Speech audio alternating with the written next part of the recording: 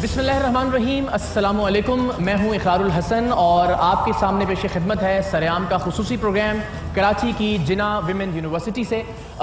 मौजू है वो मौजू जो तकरीबन हर दूसरे हफ्ते आप सरेआम के किसी न किसी प्रोग्राम में मुलाहिज़ा करते हैं और वो मौजू है ब्लैक मेलिंग। किस तरह से इस मुआशरे की ख़वातीन बिलउमूम ब्लैक मेलिंग का शिकार होती हैं, उनकी तस्वीर की बुनियाद पर, उनकी वीडियोज़ की बुनियाद पर। और हर दूसरे हफ्ते हमें ऐसी दर्जनों शिकायत मिलती हैं जिनमें से किसी एक को मुंतखब करके हम मुआशरे की इस्लाह के लिए और एक पैगाम देने के लिए प्रोग्राम तरतीब देते हैं। लेकिन इससे पहले कि आज इस मौजू पर बहस का या गुफ्तगू का आगाज़ किया जाए, एक वजाहत बहुत ज़रूरी है, क्योंकि मामला जिस जानिब आगे बढ़ेगा इससे ये तासुर न जाए कि हम औरत की आज़ादी के ख़िलाफ़ कोई बात करने वाले हैं या मुआशरे में औरत के हुकूक या औरत के किरदार के हवाले से कोई शुबहात पैदा करने की कोशिश कर रहे हैं। ये वजाहत कि मैं इसी मुआशरे का एक मर्द होने के बावजूद पाकिस्तान की बहुत सारी ख़वातीन पर नाज करता हूँ। मुझे फ़ख्र है फ़ातिमा जनाह जैसी ख़वातीन पर, मोहतरमा बेनज़ीर भुट्टो शहीद जैसी ख़वातीन पर, अपनी माँ पर कि जिन्होंने 10-12 साल के बाद से हमें, मेरे बहन भाइयों को अकेले तनहा पाला भी, पढ़ाया लिखाया भी। मुझे अपनी बहन पर भी फ़ख्र है जो अपनी मर्ज़ी से अपनी ज़िंदगी जी रही है। मैं इस मुआशरे का मर्द होने के बावजूद एक तवील अरसा खाना पकाने की जिम्मेदारी घर में एक दिन मेरी और एक दिन मेरी वाइफ की हुआ करती थी। मैंने घर में बर्तन भी धोए, अपने कपड़े में खुद इस्त्री किया करता था, अपने बच्चे को 3 साल तक मैंने सुलाया भी, उसके पैम्पर भी तब्दील किए। सो ये सब करने के बावजूद मेरी मर्दानगी पर मुझे ये लगता है कोई हर्फ नहीं आया या उसमें कोई किसी भी तरह का कोई सवालिया निशान पैदा नहीं हुआ। मैंने बहुत फ़ख्र के साथ और बहुत नाज के साथ अपने घर के इस तमाम काम किए बचपन में। और मुझे लगता है कि मेरी वालिदा की तरबियत थी कि हमें ये सिखाया जाता था कि अपनी बहन से पानी क्यों मांगते हो जबकि वो भी स्कूल में उतना ही पढ़ कर आई है और उतना ही वक्त गुजार कर आई है, उतनी थकी हारी वो वापस पहुंची है।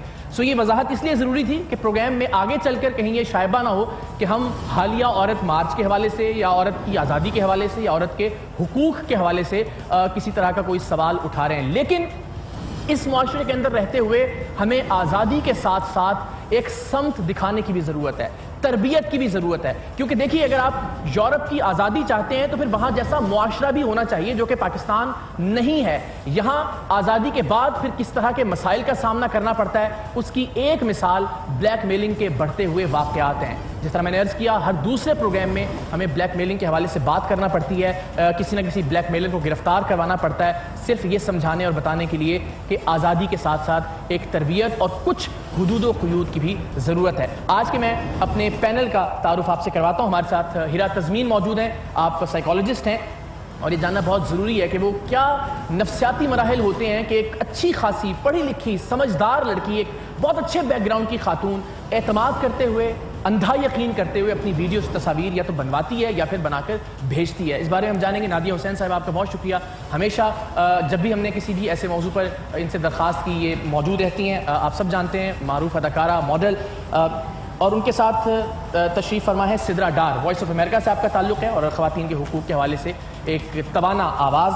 SHO गज़ाला साहिबा माशाल्लाह एक अलामत और शनाख्त की हैसियत रखती हैं ख़वातीन के हुकूक़ के हवाले से भी और ख़वातीन के किरदार के हवाले से भी इस मुआशरे में। हमारे साथ अब्दुल गफ़ार साहब मौजूद हैं, आप डिप्टी डायरेक्टर हैं FIA साइबर क्राइम सेल के। तो ये बहुत रेलिवेंट है कि इनको कितनी शिकायत मिलती हैं और फिर उन शिकायत का सद्देबाब ये किस तरह से करते हैं। यूसुफ बशीर कुरैशी साहब, sir thank you very much, मेरे लिए एजाज़ है कि आप यहाँ मौजूद हैं। हमारे साथ मुफ्ती आमिर साहब मौजूद हैं, इस्लामी नुक्ते नज़र भी इस हवाले से जानने की कोशिश करेंगे। और वजीहुद्दीन अहमद साहब, आप जिना विमेन यूनिवर्सिटी के प्रो चांसलर हैं। सो गुफ्तगू का आगाज़ करते हैं यूसुफ बशीर कुरैशी साहब आपसे।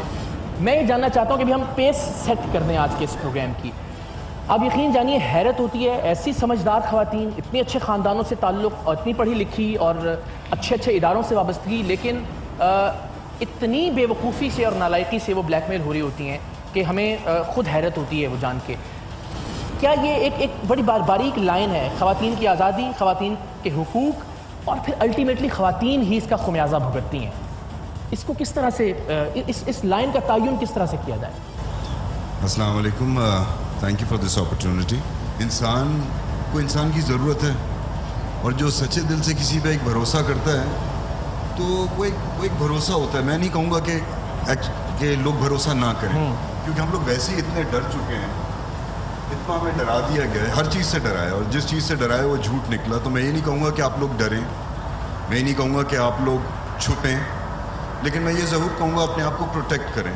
मैं छोटी सी बात کرتا ہوں اس کے بعد پھر کبھی کبھار ہاتھ میں سگریٹ ہوتی ہے, کچھ ہوتا ہے تو لوگ تصویر کھینچنے کی کوشش کرتے ہیں, تو میں منع کر دیتا ہوں, میں کہ نہیں میری تصویر سگریٹ کے ساتھ مت لو.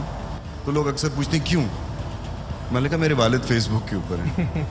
تو انہوں نے بولا کہ اچھا آپ کو اپنے والد سے ڈر لگتا ہے.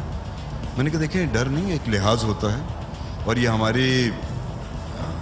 ہماری روایتوں میں ہے, ہماری تہذیب میں ہے کہ کیوں اس آدمی کے ماتھے پہ ایک شکن بھی آئے, کیونکہ یہاں ہمیشہ ریلیٹ نہیں کرتے کہ یوسف یہ کر رہے ہو, بولیں گے بشیر صاحب کا بیٹا جو ہے نا یہ کر رہا ہے, تو میرے والد کا نام کیوں ایسی جگہ پہ آئے جہاں ان کے ماتھے پہ ایک شکن بھی آئے. تو پلیز آپ لوگ خود یہ بی ویری ویری کیئرفل کہ کوئی ایسی چیز ڈاکیومنٹ نہ کریں جس سے آپ کو آج یا آج سے 100 سال بعد بھی, کیونکہ یہ چیزیں ڈاکیومنٹ ہو رہی ہیں, ایسی چیزیں مت ڈاکیومنٹ کریں جس پہ آپ کو شرم ہو یا کسی اور کو, یہ جو آپ نہیں چاہتے کہ وہ معاشرے کے سامنے آئے. نہیں کوئی بہت یہ چیزیں بہت پرسنل ہوتی ہیں. بالکل. نادیہ صاحبہ اب میں بالکل رینڈملی سب سے سوال کر رہا ہوں. اب جس طرح یوسف بشیر قریشی صاحب نے کبھی کہا کہ اعتماد اور اعتبار تو ہونا چاہیے, اس کے بغیر ظاہر زندگی چل نہیں سکتی, چاہے شادی سے پہلے یا شادی کے بعد کے معاملات میں. لیکن یہ اعتبار اور اعتماد کی کون سی قسم ہے کہ ہم بالکل اندھے ہو جاتے ہیں اور کچھ ایسی تصاویر یا کچھ ایسی ویڈیوز یا تو بنانے کی اجازت دیتے ہیں یا پھر خود بنا کے بھیج رہے ہوتے ہیں.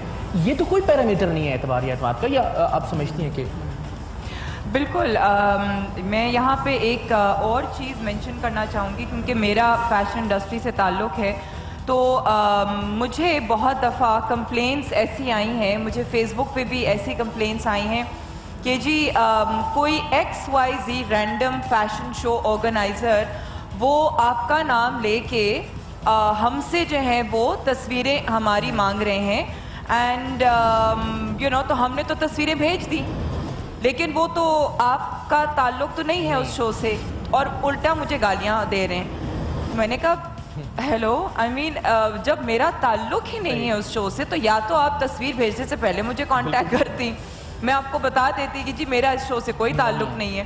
اور اگر آپ نے بعد میں بھیجی ہیں تو ایک تو یہ کہ پھر آپ کو ریگریٹ نہیں ہونا چاہیے کہ جی پھر کیوں بھیجی, بھلے میرے نام پہ ہی بھیجی ہوں, لیکن آپ یہ تو سوچیں نا کہ نہ میں ایسی تصویریں آپ سے مانگوں گی, اور دوسری چیز کہ آپ نے تصویر ایسی بھیجی کیوں, اور پھر بعد میں آپ مجھے کیوں گالیاں دے رہے ہیں. میں تو یہ تو کوئی سینس بنتا ہی نہیں ہے, so then I had to actually clarify, even on social media I had to clarify that I have got nothing to do with this show.